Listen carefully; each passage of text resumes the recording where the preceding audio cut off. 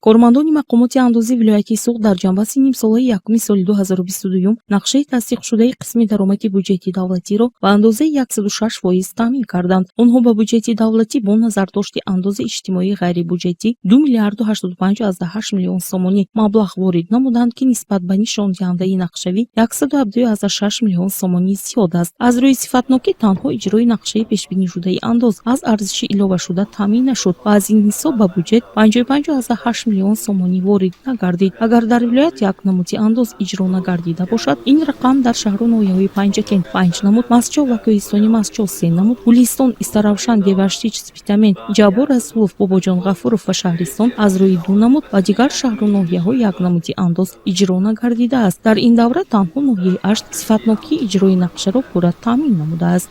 таъмини риояи муқаррароти кодекси андоз дар қисмати корҳои назоратӣ ва дар ин замина пешгирии қонунбайронкунии соҳаи андоз яке аз самтҳои муҳими фаъолият ба ҳисоб меравад. дар давраи ҳисоботӣ мутобиқ ба нақшаи ягонаи санҷиши сайёри андозкунандагон ва дархости мақомоти ҳифзи ҳуқуқ аз ҷониби кормандони риёсати андоз ва мақомотҳои ҳудудӣ нисбати фаъолияти 403 соҳибкорони инфиродӣ ва шахсони ҳуқуқӣ санҷиши риояи қонунгузории андоз гузаронда шуд. дар натиҷа ба маблағи 25,9 миллион сомонӣ ҳолатҳои кам ҳисоб кардан ва пинҳонкунии андозҳо ошкор гардида, аз ин ҳисоб ба ҳуҷҷати давлатӣ 23,1 миллион сомонӣ ворид карда шуд.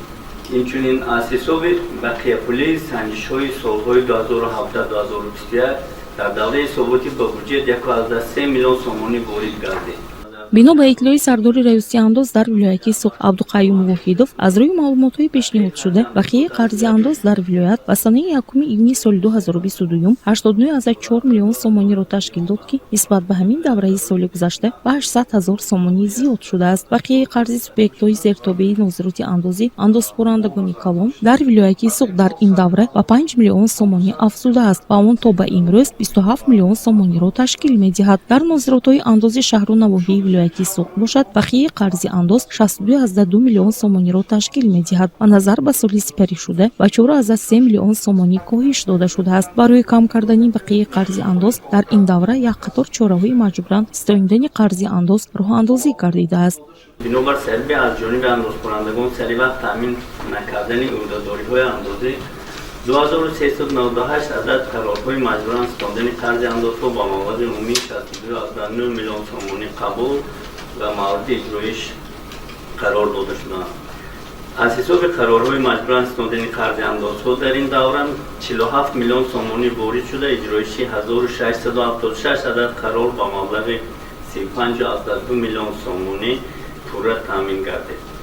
баъри пешгирӣ намудани ҳолатҳои қонуншиканиҳои андоз ва таъсиррасонӣ ба интизоми риояи талаботҳои қонунгузории андоз, мақомоти андози вилоят дар асоси муқаррароти кодекси ҳуқуқбайронкунии маъмурӣ амал намуда дар ин давра аз ҷониби мақомоти андози вилоят 3562 субъектҳои хоҷагидор ба ҷавобгарии маъмурӣ кашида ба онҳо ба сифати ҷазо 15,4 миллион сомонӣ ҷаримаи маъмурӣ татбиқ карда шуд. аз ҳисоби ҷаримаҳои таъиншуда ба бюҷети давлати 13,9 миллион сомонӣ ворид карда шуд, ки ба 89,7% баробар мебошад.